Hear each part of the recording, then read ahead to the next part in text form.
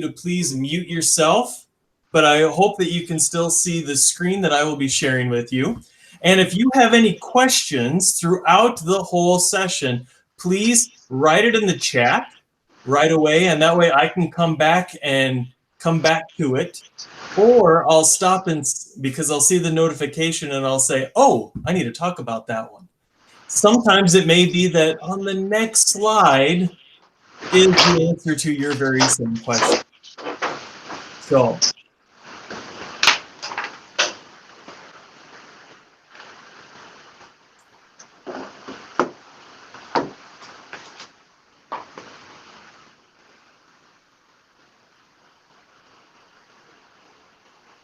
So for those of you who are following along, I also invite you to please take out your Bible, and you can have that open. We're going to start with Exodus 25. Now, before we dive too far into this, I also want to touch on some things that people were raising questions about last time.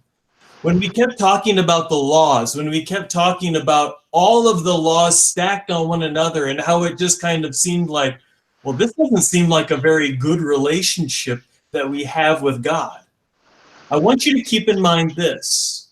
Much of what we were talking about is how it is we were forming a community of people. So not do you get one person to now live their life this way, but I'm talking about how do you get a few 100,000 people to now come together, live next to each other, care for one another, and now change even their own lifestyle to now be with one another.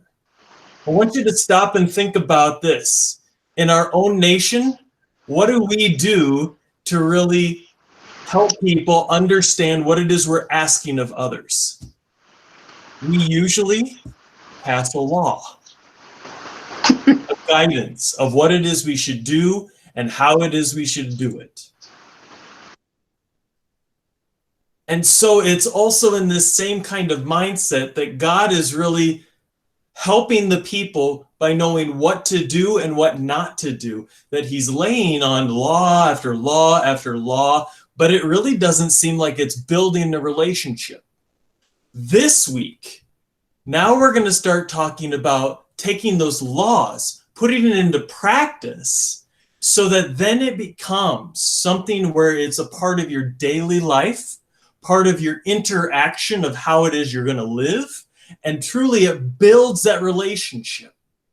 Because a relationship is not just simply reading a book. A relationship is now how you live and how you take those words on a page and actually put it in your heart, in your mind, and how it is you're sharing it with others as well.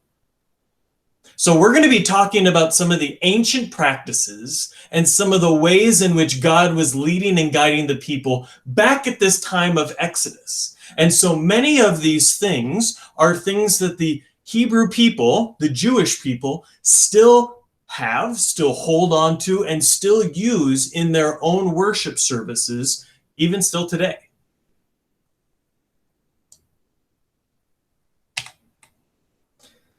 Now, the very first thing I'm going to note to you is a lot of this is very detailed. We're going to be talking about things that are, well, hard to describe. And so I'm going to do my best to really talk about things in our own modern time frame, but using some of the language from way back when. The very first thing that God actually talks to Moses about are the curtains. Now stop and think about that for the moment. The curtains are the very first thing. How many of you, when you're building a house, when you're talking about the color scheme, the very first thing you go to is the curtains? Most of us, no. And yet God calls the people and is mindful of the very fine details, starting with the curtains and what it is that it means and how it is they are actually going to be a part of it all. Because the curtains are certain dimensions, 28 cubits by 4 cubits. Okay? Does anyone know how long a cubit is? Lorraine. I looked it up because Oh, it was driving me crazy. I'm like, well, how big is that? It's the length of a forearm, mm-hmm.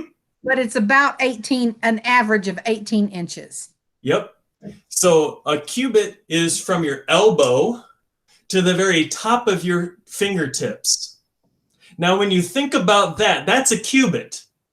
But my cubit might look different than your cubit because our arms are different lengths.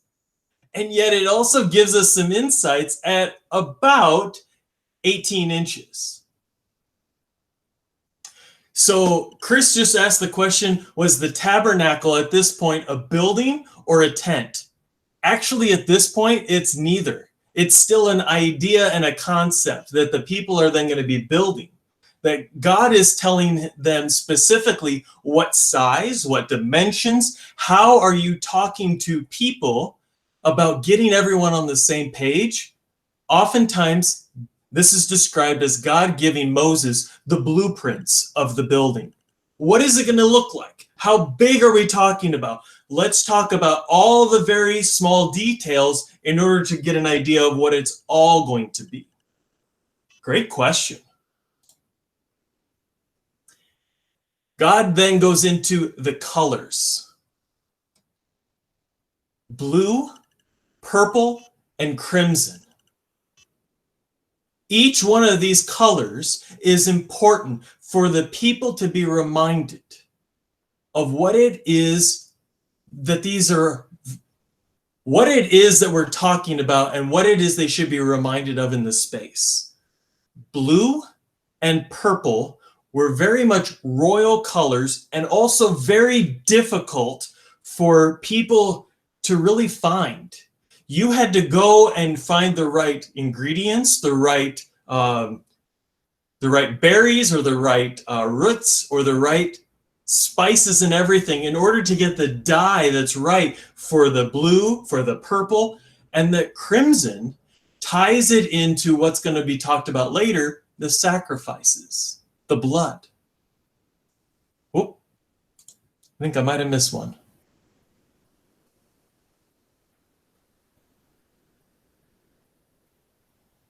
Oh, okay. Kimball said, I found cubits at 20.24 inches for ordinary and 21.888 for the sacred one. How did they measure into three decimal places? I have no idea. I'm going to make a joke and just say they took their sandals off and used their toes.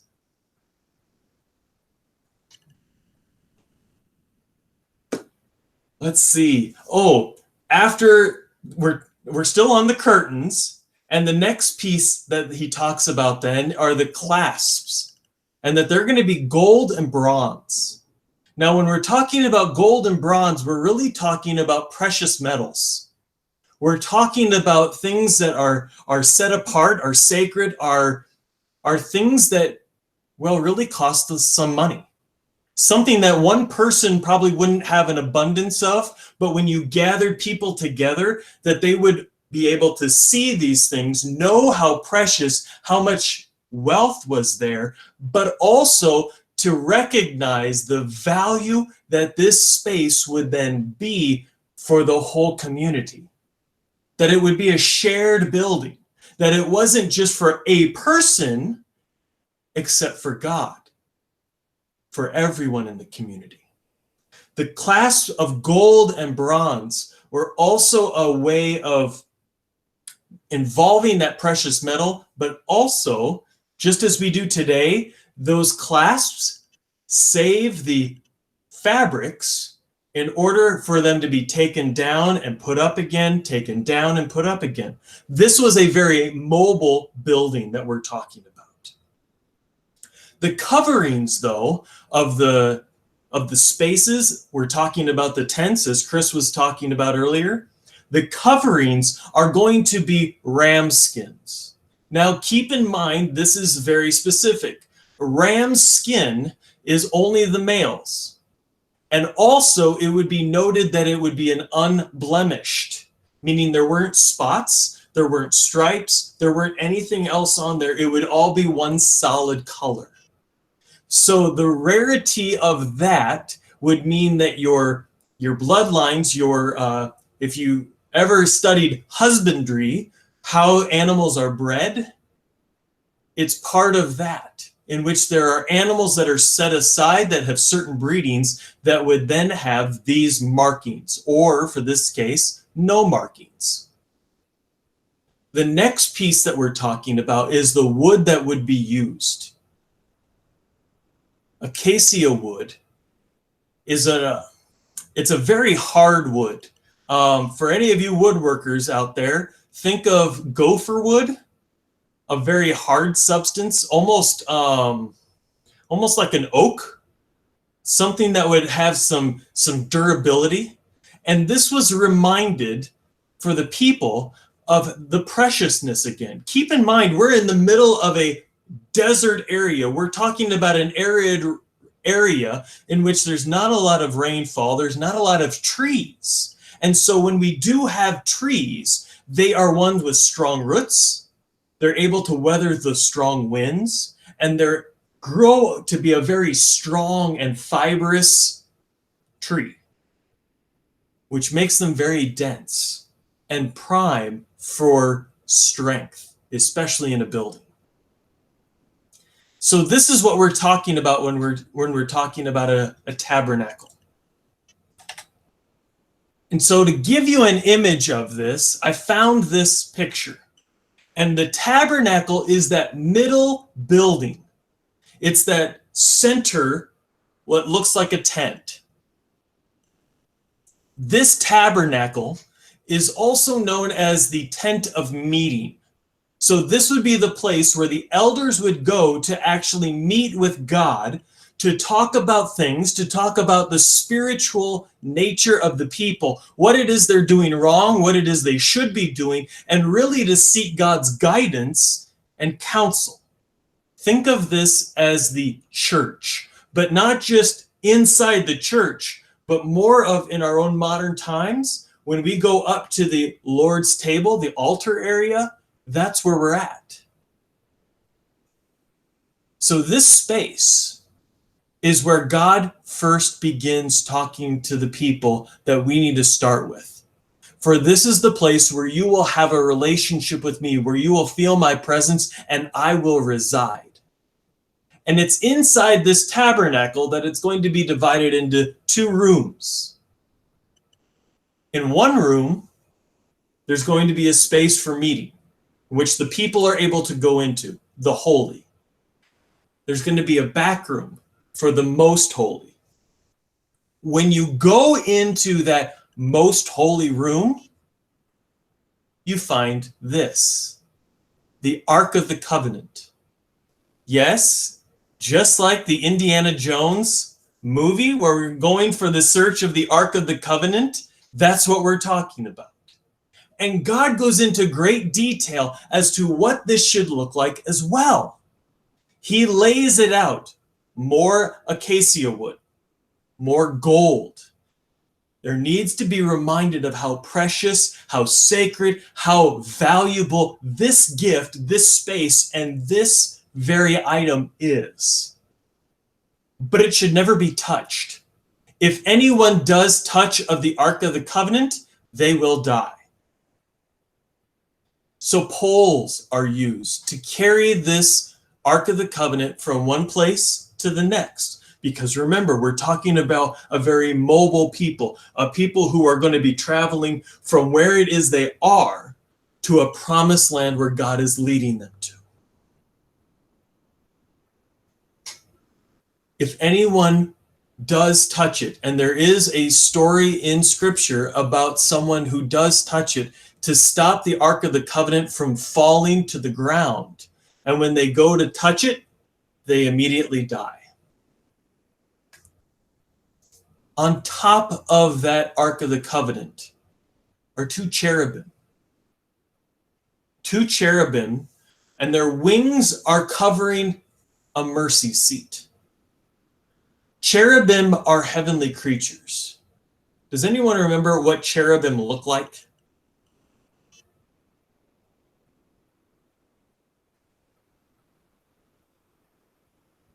I'm not seeing anyone raise a hand.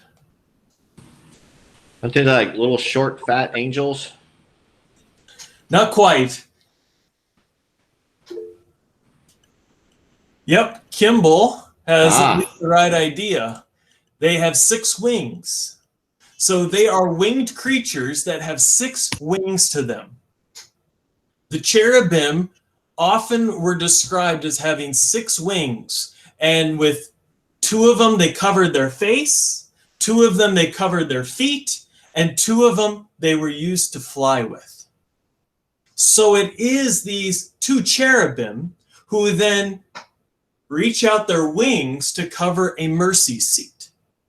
A mercy seat is truly a chair, just as it's described, a place of judgment, but a place that is reserved for mercy and forgiveness. A place of restoration of a relationship, often in which there was war, argument and disagreements on a larger scale that would impact numbers of people or even nations. A mercy seat was often described as a place of unity. And so it is this mercy seat that is below the wings of the cherubim.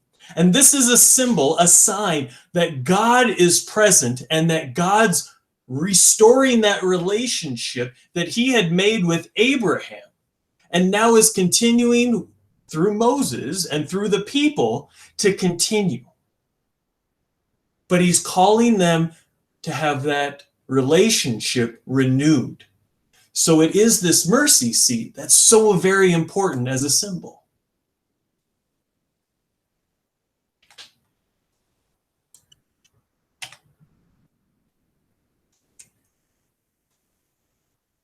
Now that we've described some of the sacred building at the very center, we're going to go further out. Now we're going to talk about burnt offerings. Now, this was an altar that was set up for people, especially the priest, and usually only the priest, to make an offering on behalf of someone else or on behalf of the community or for another reason. And we're going to talk about those another time. But this altar was also made of this acacia wood. If you haven't figured it out, this very precious wood, they needed a lot of it. So they needed to go and get it, either through purchasing it or going and finding it out in the wilderness. The altar would be 5 cubits by 5 cubits and 3 cubits tall. So we're talking about a pretty good sized space. But also on the 4 corners, you would put horns. Horns of a ram. Horns that would be turned to be able to hold the blood, that would be able to really be cherished and set apart and remind people of the, I'll say the wrath, but also the forgiveness that is given. Because with horns, they are twofold. They can be defensive for that ram, for that goat, or they can also be used as a weapon to stab, to poke. And so these were reminders not only for the people, but at this was being taken care of. The anger, the wrath was being atoned for through that offering, that burnt offering that was given. All the items that are used in and around this shall be bronze. Now, this is twofold important. One, bronze is a very precious metal, something that they could then use to remind them of the value. But also, secondly, bronze wouldn't burn. If you were to use acacia wood in a burning offering, there goes your tool and it's a one-time use. So you needed something that was metal, that was something to be able to be used. Now, These bronze items that were used also needed to be consecrated, needed to be purified. And so they would also do that. We'll talk about that in a little bit. Once again, the altar should not be touched. And so poles are used in order to move it. Everything here was mobile. As people would go from one place to the next, as they would set up this special place where God would be and they would be able to encounter God, it would be mobile. Nothing would be static, nothing would be stable, nothing would be set in stone, as it were, as it would be later on when we talk about the temple. This is something to note, because for many generations, God actually resides here, and this is how people of God encounter God. Not in a building that confines, but wherever the people go, that's where God is, with us.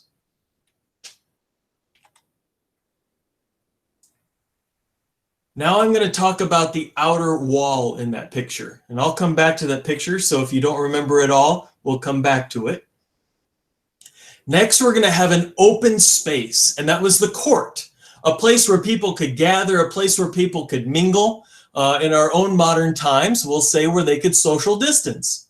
A place where they could really be gathered together and not only be in the presence of God, but it was also a space, much like our fellowship hall, much like our narthex, a place where you could gather and see one another, a place where you would catch up on the local news of how are you doing, what's going on over in your family, this is what's happening in mine, and did you hear about my son? Oh, he's just the greatest thing ever.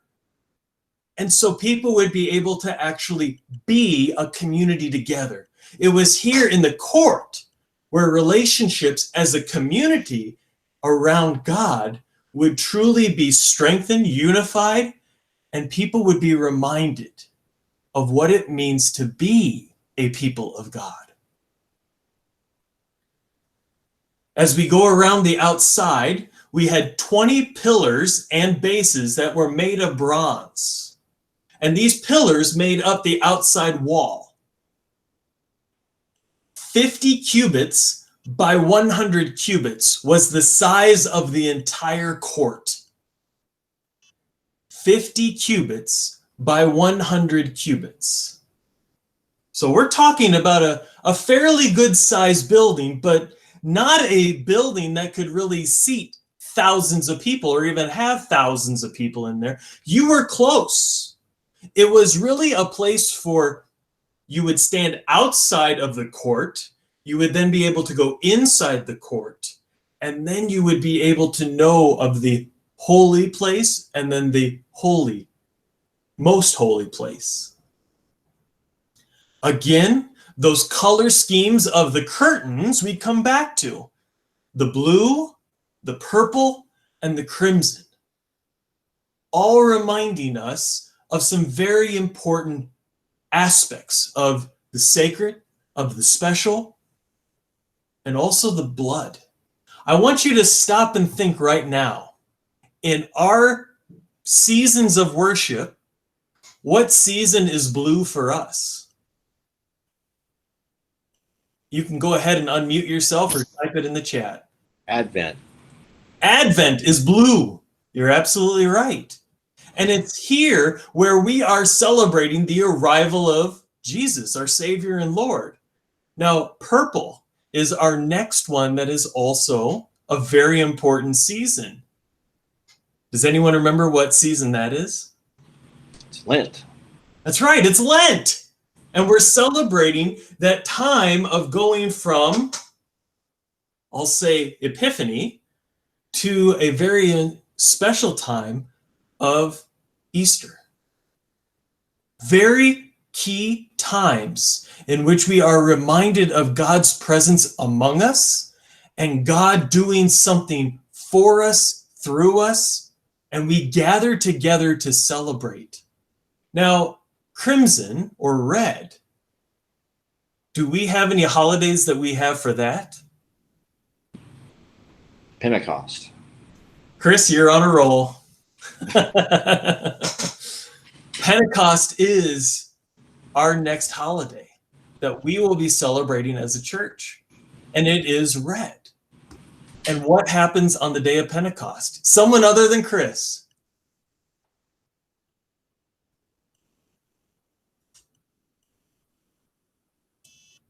Speaking in tongues. Speaking in tongues? Why were they speaking in tongues? Do you remember why? They were from all over the world. No. No. The people were from all over the world, but they were hearing their own native tongue. That's right. And it was because... The Holy Spirit. That's right, Joanne. It was the Holy Spirit. On Pentecost, we celebrate the descending of the Holy Spirit, and that's how they heard in their own native language the speaking of tongues. It was all of this that was put together, though, for this whole building, and yet each and every thing was put together not by machine, as we do today, but by hand. Everything was embroidered with fine needlework. Great detail was taken to make sure every stitch, every craft was well done. And it's a reminder for each and every one of us, when we look at those banners, when we look at our own church, of the people who have created, designed, and even what symbol that is reminding us of. It's the same way with the banners, the seasons. Our building can remind us about our own relationship and our time with God and the lessons that He's teaching us. Now, to bring us back a little bit here, here is the picture again. The very center tent, that was that tabernacle, the meeting tent, in which there was the meeting, what was it? The meeting space in which was holy, and then the most holy room where the Ark of the Covenant was.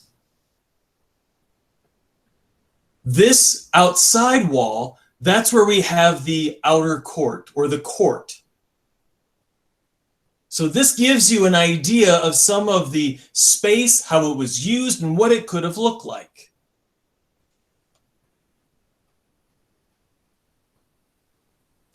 Now I want you to look closely, closer to us from the tabernacle.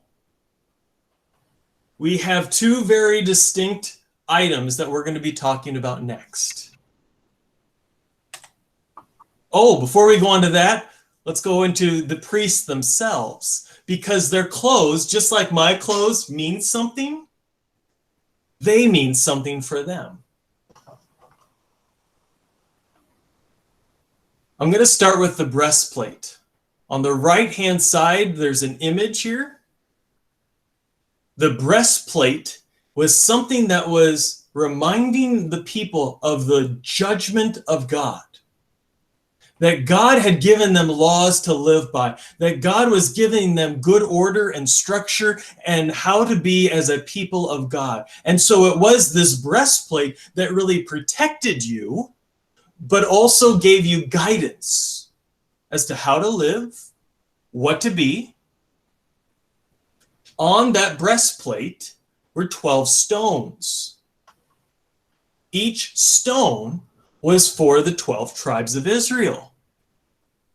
Each tribe had a meaning, each tribe had a purpose, and each tribe reminded the people that they matter. They mattered to everyone. That the community was brought together and that they were all held together because of God. So it was this breastplate that was also a symbol of the people and what it means to be a community. The ephod, the outside garment that is gold, blue, purple, and crimson that you see on him, I'll say it kind of looks like an apron. this is really the outer garment that again reminds them of the sacredness, the holy, precious place that they are in, and that the person wearing it is bringing them closer to God, taking them to this place, this relationship, and they are gathered together, and this person will help lead them and guide them.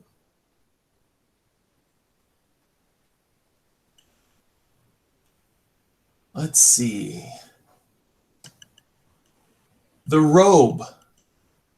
And the robe that we're talking about here should be the blue one. The blue one that you see here on the person, again, goes back to not the color more identifies with the cleansing.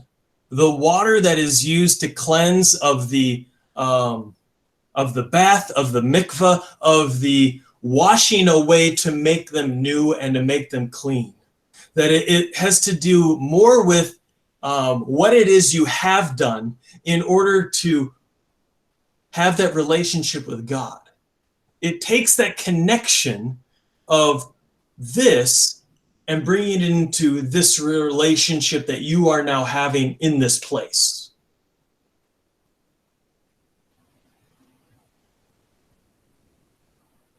Then the undergarment would be a checkered tunic. And here it is white on this person. The next one is the belt or the sash. And again, it's the same color as the ephod, that gold, the blue, the purple, and the crimson.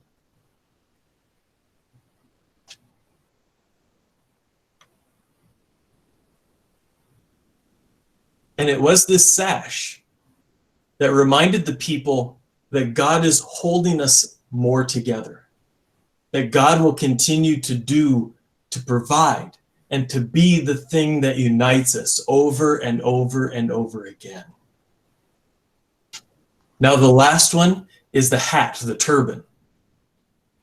This is a head covering that also reminds people of what it is. It means to be covered in the presence of God, to separate yourself from not bringing forth your own sin, and to realize you are unworthy to be in his presence. You would often have a head covering. You would often have something that would shield you, that would mask you. And for many people, when they would enter, they would be looking down. And so it would be almost a form of protection as well, in which the people themselves would be reminded of who God is, and also God's presence among them. That they were unworthy, but that God was truly holy of holy, greater than great, and above all things. Now I'm going to come to the quiz portion. Does anyone know why I wear a white robe?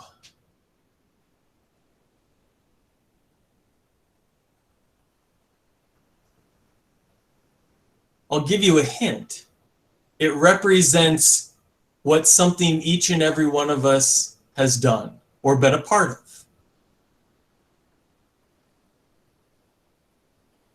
Maybe that's not a good enough hint. Oh, to show purity? Close. It's a reminder of purity,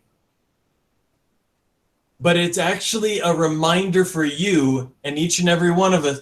Bingo, baptism. I was thinking that. It's a reminder of your baptismal gown, the purity and gift of holiness given to us by God because of our baptism. And so even the robes that I wear have some of the same or similar meaning to what it is, the vestments that they wore in ancient times. Now, I also will wear a stole, those long, either blue, green, purple, white those long kind of things that go down the front and come around the back of my neck. Why or what are those stoles meant for? Does anyone know?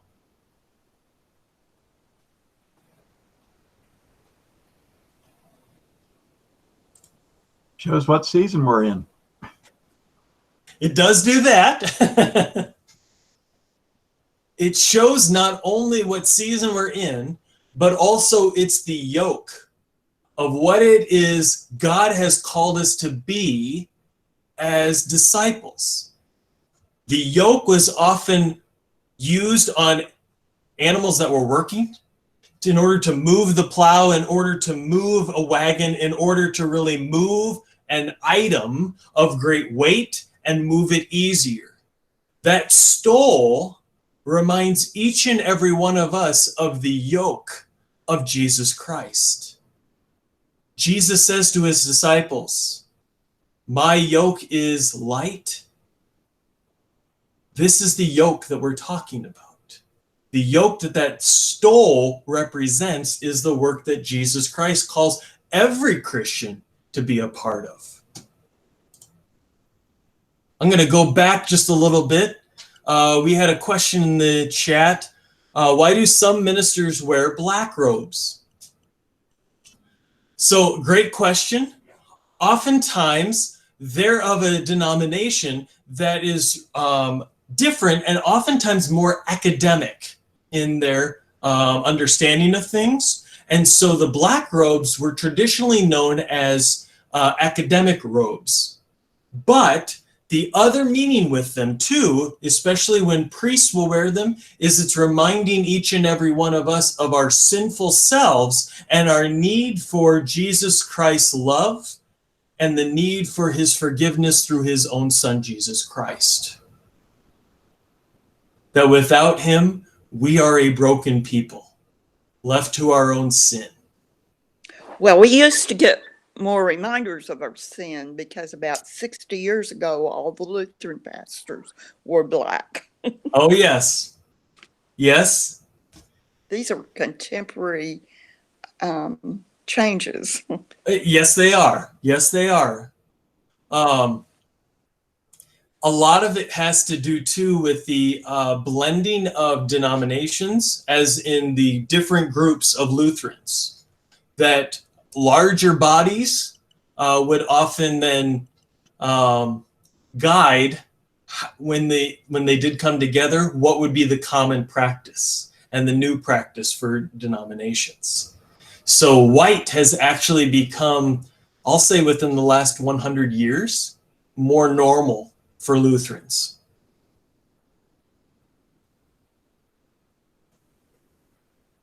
Any other questions or comments about vestments or anything else that I've talked about so far?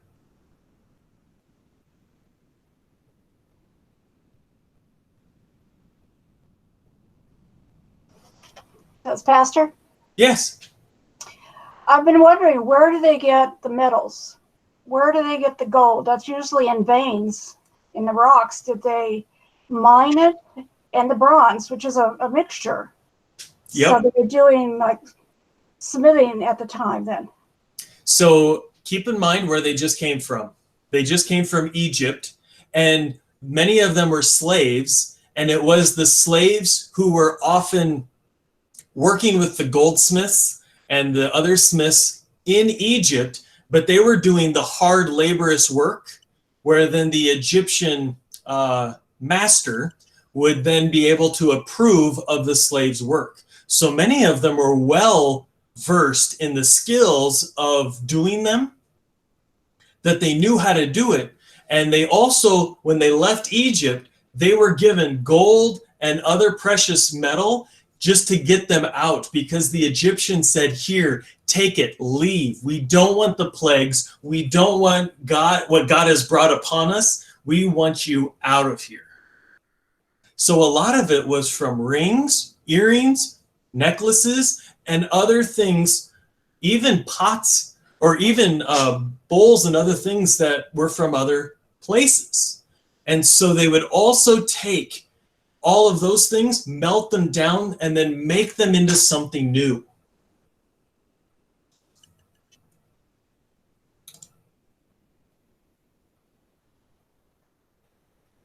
Yep. We just had in the chats, bronze is an alloy and has been made since 3000 BC. Boy, someone's been doing their homework.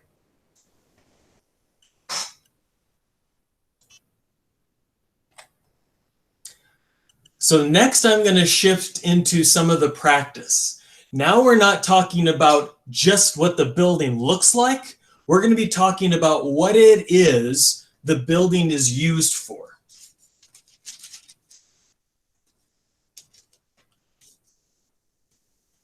I should probably keep this in, as we're going through scriptures, now we're in Exodus 29. Sorry, I kind of was getting so wrapped up in everything else, I forgot to keep you up to date on which chapter we're on. Now we're going to be talking about the ordination of a priest. And really, when we're talking about an ordination of a priest, we still practice this. When a priest or a pastor first begins, we call it an ordination, in which a pastor or priest is called to a congregation and they have been approved and they are able to do the work of the church. At this time in Exodus, though, there would need to be an offering of one young bull. Here again, it would be 1 year without blemish. Also, 2 rams, 1 year of age without blemish. Also, unleavened bread and unleavened cakes mixed with oil and unleavened wafers.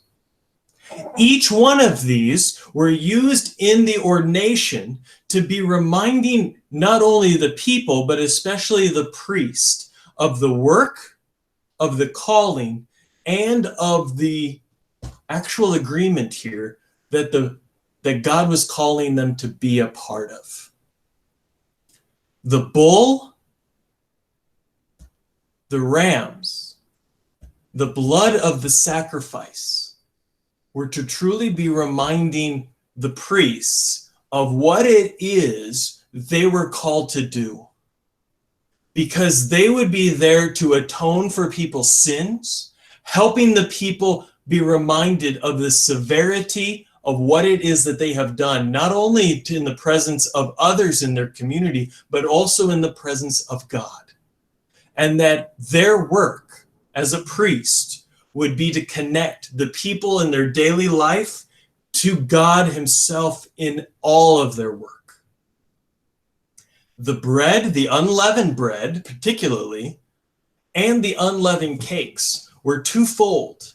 One, it was to remind them of where it is God has taken them from, out of slavery and out of the burden of being in this world, to now being a place where God is the one who's providing for them every single word, every single need that they would then have. The oil and even the wafers were reminding the people, especially the priests again, of the sacredness, because oil was used to often bless, anoint, and also was used in other ways, sacred ways of blessing and keeping things sacred and pure, if you will. As they go through this ordination process, the animals are butchered. The blood then is used, placed on the altar, some of it placed upon the new priest. Some of the meat shall be burned and offered to God, and some of it shall be eaten by the priest. 7 days they shall offer a bull as a sin offering. Now we're going to talk about what a sin offering is next week, so I'm not going to spend too much time on that. This ordination process, though, was something to not only highlight for the role of the new priest. But keep in mind this, these gifts of a bull, of rams, of breads, of cakes, of oil, this was not just done by one person, but was often done by a community of an extended family, or even larger groups, in order to ensure that they had a priest, in order to ensure that there was someone from among them to lead them, to guide them, to understand, and to truly be present. But keep in mind this, Aaron, Moses' brother, was considered the priestly person, the one who would then become, I'll say, almost like the Pope. He was going to be the leader of all the priests, to lead them, to guide them, to help teach them, to help pass on those traditions from one person to the next, to the next. And so it was this priestly group that was often seen, especially because of this, as separate, as above the regular people. However, it was also this group that would also interact with people to remind them of God's presence among them every single day.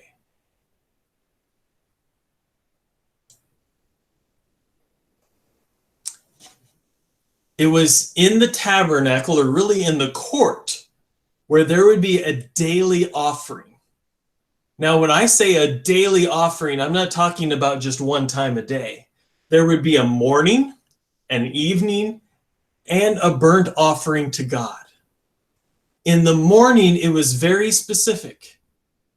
A lamb, 1 year old, a tenth of a measure of flour, a fourth of a hin of oil, and a quarter of a hin of wine. Does anyone know what a measure of hin is? I'm looking at those of you who did your studying. I looked that one up too. Okay. A hin is a Hebrew liquid unit, which is about 5.5 quarts. So 5.5 quarts. Anyone know how many quarts are in a gallon? 4. Uh-huh.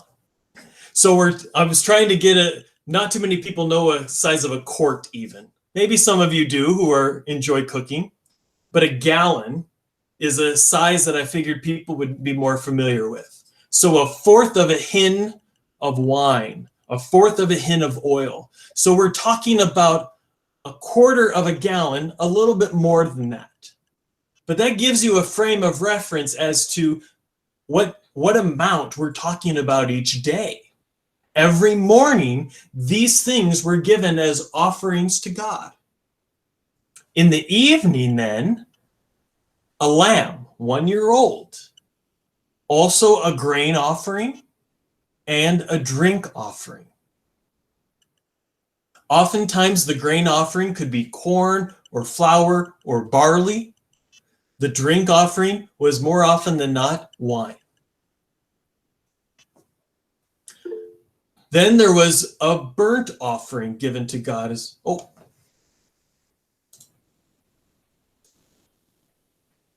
this must have made a big mess of the altar. So yes, it did. We'll get to that another time. I'll say it was the first year priests who had to do a lot of the cleanup and also take care of things. But often, more so than not, no one was able to touch the altar. And so it would not be until God caused it to rain that then the altar would be washed clean. Because then it was seen that God was doing the washing, the cleansing. Our burnt offering was often a burnt offering that was given during the noonday time. And this would often be of incense or something else that would not necessarily, it would often be spices. It would be a fragrance, that it would be something that would smell all around the camp. And I'm not talking about a barbecue smell or a grilling smell. I'm talking more about a perfume kind of smell. It would be a fragrance of myrrh, of frankincense, of incense, of some kind that would really be fragrant, that people would, oh, the sweetness of God. Oh, the gift that he has given to us. And a reminder for the people of what it is God is still doing among us.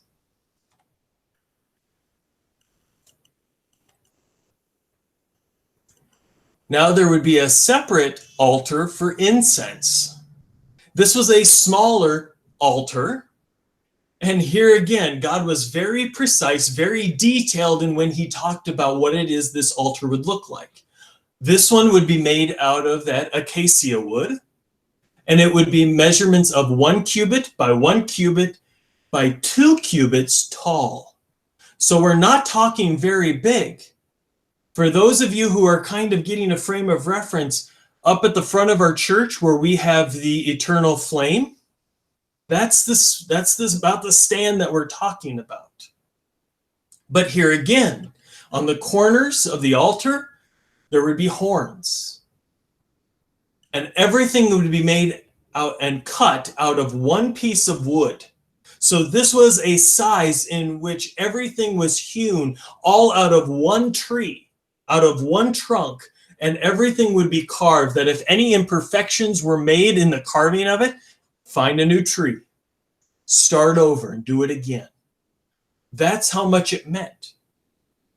On this altar, you would overlay it with gold, and there would be 2 gold rings on sides, so that poles of acacia wood could be used to pick it up and carry it. Once again, this altar could not be touched. Now, this had a very special place.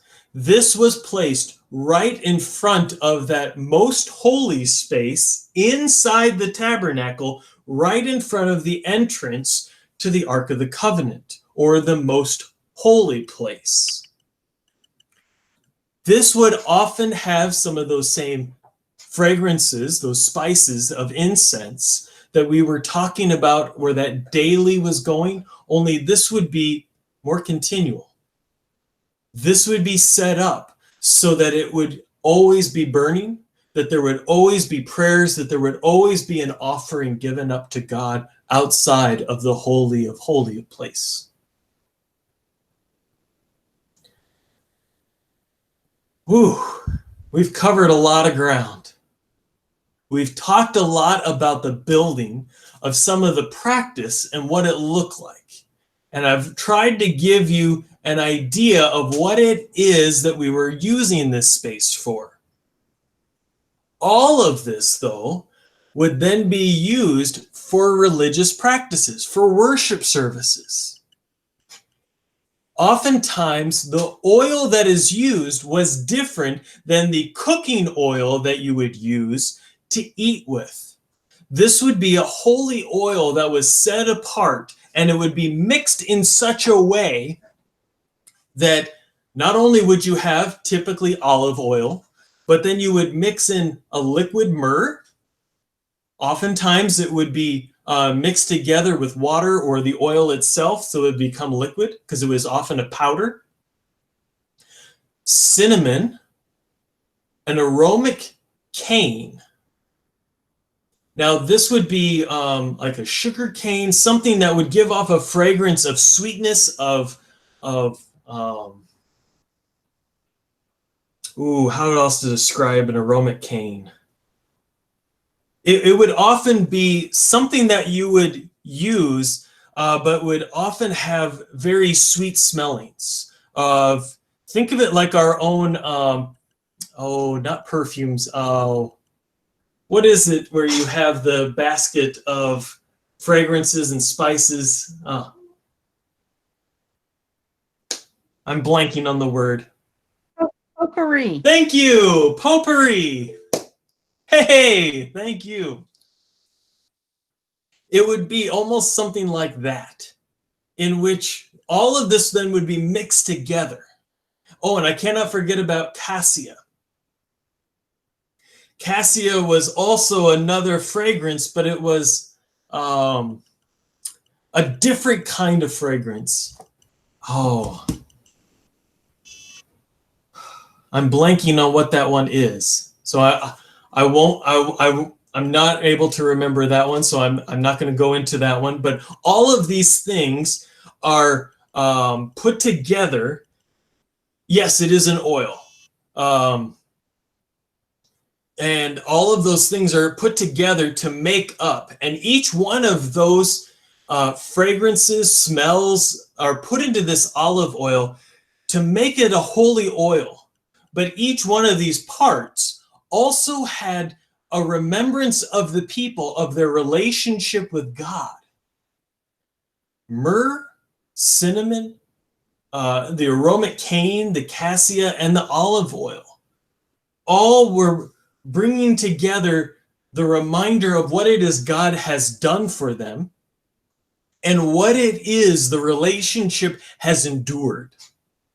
That it has endured death, it has endured times of great joy and celebration, times of success, of joy, but also of bitterness, of times of being, I'll say, feeling separated, of feeling apart. And all of these oils would be used to make people holy, to mark them and remind them of that relationship that they have. This oil was used to consecrate some of the items that were used on the altar, and especially for worship services. So it was a reminder that these items were not only specially made for this space, but also that God has blessed them, and that these truly are a reminder of God's presence among us. Also, the oil would be used upon the altar. It would be poured over it to not only make it holy, and all of these things would be done on an annual basis to relive, to remind, and to honor all of these things. And it would also be poured upon the people. I want you to stop and think about it. Every single year, we put a sign of a cross upon ourselves, and there's oil mixed into it, along with ashes. A reminder of us that you are dust, and to dust you shall return. A reminder, though, too, in the form of a cross, of your own baptism, what God has done for you. I'm talking about Ash Wednesday. Every single year, we remind you in that worship service what God has done for you, through you, and to call you back into the beginning of that relationship with God. Then we go on to some of the sweet spices. I'll be honest, a lot of these I had never even heard of until I was doing this study for this. So if I mispronounce these, I apologize, but please correct me if I'm saying them wrong. The sweet spices and stacte, onycha, galbanum, and pure frankincense. And all of these were put together, and it's my understanding that these were all dry. And so they would be mixed together, but they would be used at the altar of incense in order to be burned, in order to be offering that gift of holiness, of sweet smells, of reminder for the people. Whoop. There we go. A reminder for the people of these are very special. And I saw that there was a question, and I'm going to answer that in just a second. There's one more thing I wanted you all to be aware of. These were made for holy use only. Anything that if the maker of these were to sell them or use them outside of the temple, outside of the holy space, the maker would be removed from the entire community. So not would you just be punished, but you would be removed. So it was a punishment that meant you were basically ostracized and removed from the people, removed from anyone who you knew, and you were then live as a wanderer among others. Let's see, the question that was raised in the chats were the church services at the tabernacle as well, or was it just used for sacrifices? Good question. So inside the tabernacle was not really a space of sacrifice, except for the altar of sacrifice of the incense. And that was more of a reminder for the holiness of God and what it is God is doing for us. Outside, let me go back to the picture and show you there of where it is I'm talking about. So inside the tabernacle, there was the Holy of Holies where the Ark of the Covenant was, and the altar of incense was in there. Then there was the altar for burnt offerings that was outside, and the other altar, oh boy, see if I can point these out. So the altar of burnt, let's see.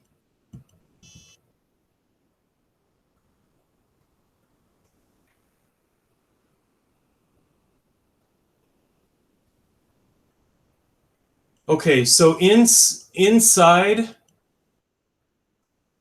wait, I need to stop myself here and go through this real quick. So Ark of the Covenant was in the back, burnt offerings. Yep, that would be outside. So in this picture, one of these, and I don't know which one is which, but one of those, and I'm guessing it's the bigger one of the two, would be for the burnt offerings. And the smaller of the two would be the daily one for the incense, where that is offered at the noonday time.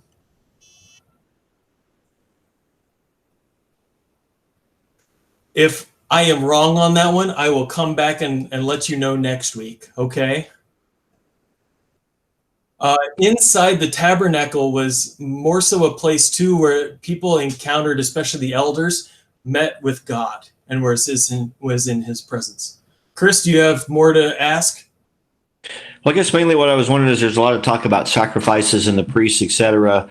But was this space used as a gathering for the community to hear the word of God, or whatever a church service at that point would have looked like? Or was it more of a utilitarian type of spot where you just came to do your sacrifices to get forgiveness for whatever you were needing to make a sacrifice, and then you moved on? And that small groups would come make their sacrifice and then leave, and then another small group would come make their sacrifice and leave? More so the second. Okay. It was so keep in mind, worship looked very different. Worship was often done, I'll say, in smaller groups, where there would be a reading of scripture, and it wasn't written down quite yet. This would be done where it would be think of it like when I'm delivering a sermon, where I'm standing up in front of everyone and I'm just speaking. And I'm just telling and reliving the story, and I'm reminding you of what it is God is calling us to be and to do. And this is still where this is a very young time. So really, we don't have much to really share. We have Genesis and now the laws that God has now given to us. So really, I'll say worship was short because there wasn't a whole lot to cover. They would often sing of God praises and be reminded of people and what it is God has done among them and how it is we're that community together. There would be a portion of worship that would mostly be done, though, in those smaller groups, but also at home, in which you were reminded around your own dining room table, God is here. God has provided for us this meal and what it is we have today. Hope that answers your question. Okay. Whew. See, I was here. Okay. So that, yes, and right at time. So all of this, I'm going to be on here for just another minute, but I'm just going to let you know for next week, we are going to conclude our time together in our book of Exodus. And we are going to end with Exodus 32 through 35, false gods and forgiveness. So 32 through 35. I'm going to stay on, though, that if you have any other questions, things to talk about, and just like we did last week, I'm going to go around and ask everyone, what surprised you? What did you learn? Or what were you reminded of tonight? And I'll go right around as it's on my list here. And Miss Teresa Ward, you are the first one on my list.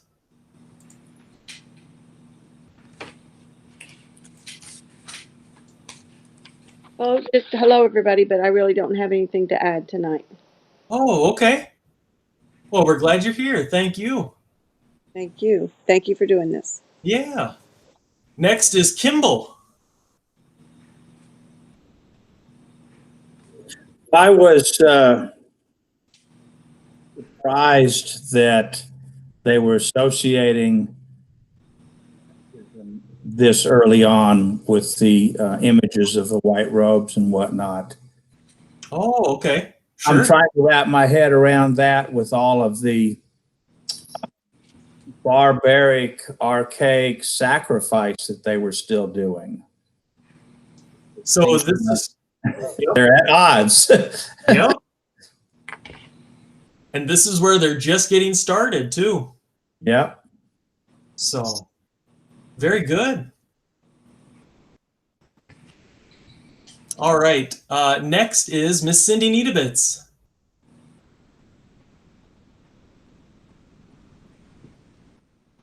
I guess my only comment would be I don't know that I remembered how exacting directions were. I mean, that surprised me a little bit to remember that I mean, these are pretty exact directions on how they're to do all of this, build it down to the oil and the mixtures and everything. That kind of, I just didn't remember that. So it was interesting. Yeah. Well, great. Well, very good. Well, thank you. Next is Miss Deborah Campbell. Oh, Deborah, you're still muted.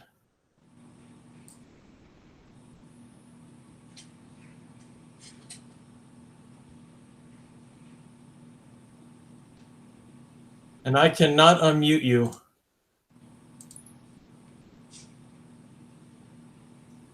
If you tap your screen, it should bring up your three buttons, and it should be the one on the left.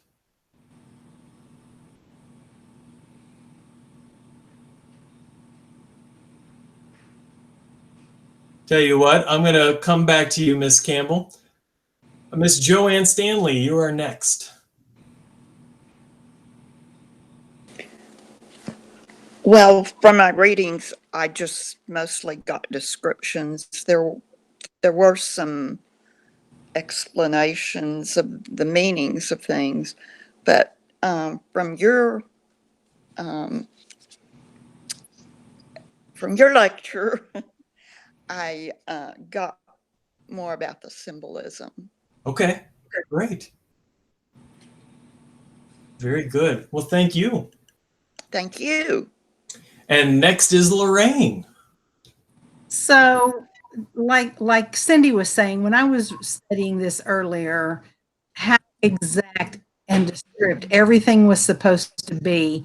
And what I kept thinking about was, and it did point out several times how the people or person that was to be doing that was to be the most skilled person or people or crafts or the embroiderers and all that. And I just thought, my mom is an apparel designer, and so I kind of saw that, and certain people like to come to her because of her expertise, and I'm thinking of, wow, what, just that's a big ask to make you be the best.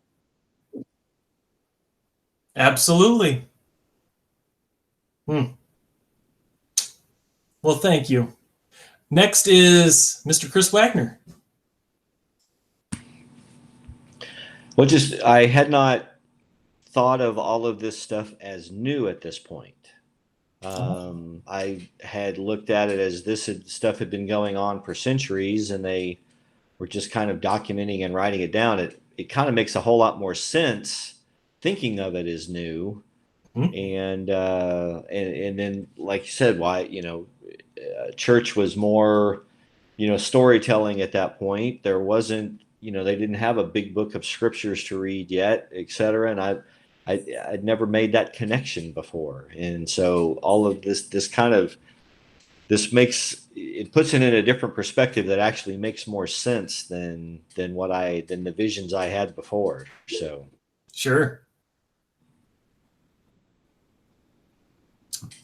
Well, thank you very much. Next is Lundgren's. Well, one thing I noticed, all of the sacrifices, at least if you include like the meats, the grains, the wines, it seemed like it would be a rather balanced diet.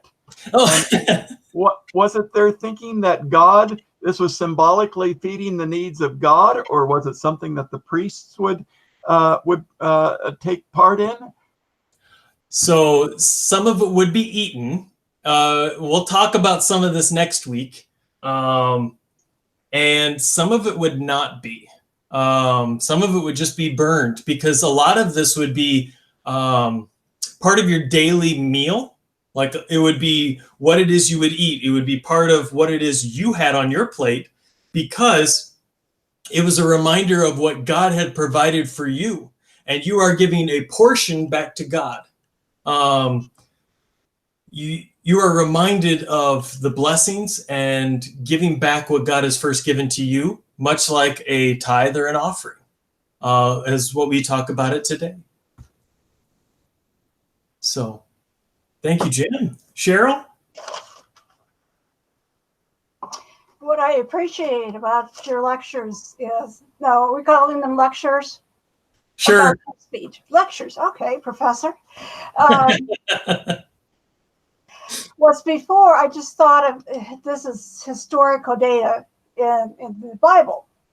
Sure. But now it's being personalized. These were actually people that were traveling in an entourage, a huge entourage.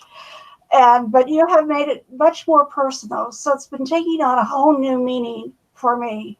Well, good. I'm amazed at how they're doing this. It's hurting that many people around the wilderness. But I thank you for that. Yeah. Oh, well. Very interesting story. Yes. Well, glad you're here. Thank you. And Deborah texted or in the chat, she said that for some reason she's not allowed to be seen or heard. But she's amazed at the details and everything. The precise measurements, the jewelry of gemstones, and the food. So, yeah, this is a reminder for each and every one of us of the great meaning, I think, that God was giving to the people, and that the meaning was supposed to be something that had great meaning for their relationship with God and for themselves in their own lives.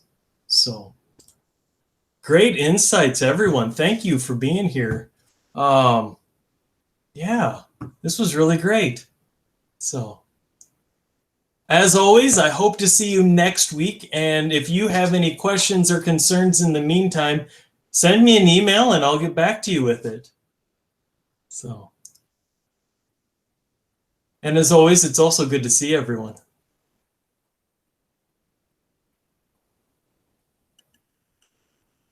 I guess this is goodbye. Take care, everyone.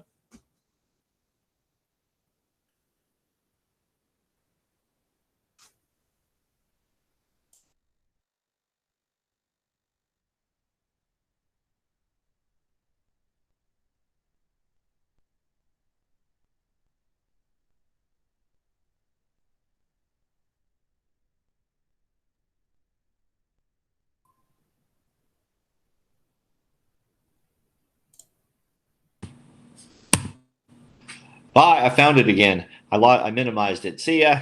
Oh, bye.